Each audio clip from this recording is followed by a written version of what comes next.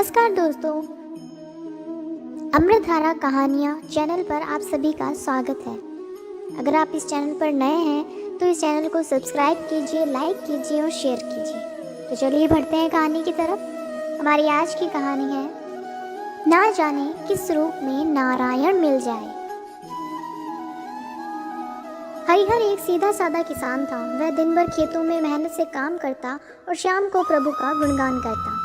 उसके मन की एक ही साथ थी, वह उडुपी के भगवान श्री कृष्ण के दर्शन करना चाहता था। उडुपी दक्षिण कन्नड़ जिले का प्रमुख तीर्थ था। प्रतिवर्ष जब तीर्थयात्री वहां जाने को तैयार होते तो हरिहर का मन भी मचल जाता, किंतु धन की कमी के कारण उसका जाना ना हो पाता। इसी तरह कुछ वर्ष बीत गए। हरिहर ने कुछ पैसे जमा कर लिए। घर से निकलते समय उसकी पत्नी ने बहुत सा खाने पीने का सामान बांध दिया। उन दिनों यातायात के साधनों का अभाव था। तीर्थयात्री पैदल ही जाया करते। रास्ते में हरिहर की भेंट एक बूढ़े व्यक्ति से हुई। बूढ़े के कपड़े फटे पुराने थे और पांव में जूते तक ना थे।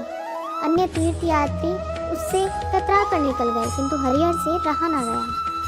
उसने बूढ़े से पूछा, बाबा, क्या आप भी उडुपी जा रहे हैं? बूढ़े की आंखों में आंसू आ गए। उसने रुंधे स्वर में उत्तर दिया, मैं भला कैसे तीर्थ कर सकता हूँ? एक बच्चा तो बीमार है और दूसरे बेटे ने 3 दिन से कुछ खाया नहीं।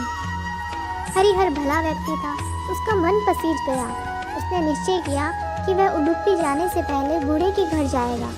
बूढ़े के घर पहुँचते ही हरिहर ने सबको खाना खिलाया। बीमार बच्चे को दवा दी। बूढ़े के खेत बीजों के अभाव में खाली पड़े थे। लौटते लौटते हरिहर ने उसे बीजों के लिए भी धन दे दिया। जब वह उडुपी जाने लगा तो उसने पाया कि सारा धन तो खत्म हो गया था। वह चुपचाप अपने घर लौट आया। उसके मन में तीर्थ यात्रा न करने का कोई दुख न था, बल्कि उसे खुशी थी कि उसने किसी का भला किया है। हरिहर की पत्नी भी उसके इस कार्य से प्रसन्न थी। रात को हरिहर ने सपने में भगवान कृष्ण को देखा। उन्होंने उसे आशीर्वाद दिया और कहा, हरिहर, तुम मेरे सच्चे भक्त हो। जो व्यक्ति मेरे ही बनाए मनुष्य से प्रेम नहीं करता वह मेरा भक्त कदापि नहीं हो सकता। तुमने उस बूढ़े की सहायता की और रास्ते से ही लौट आए। उस बूढ़े व्यक्ति के वेश में मैं ही था। अनेक तीर्थयात्री उपेक्षा करते हुए आगे बढ़ गए, एक तुमने ही मेरी विनती सुनी। मैं सदा तुम्हारे साथ रहूँगा।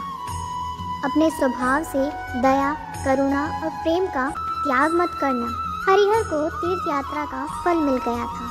कहानी से सीख, हमारे आसपास जो भी दीन दुखी हैं, गाय या कोई अन्य जीव है, उनकी सहायता, सेवा जैसे भी हो अवश्य करें, क्योंकि ना जाने किस रूप में नारायण मिल जाए। धन्यवाद।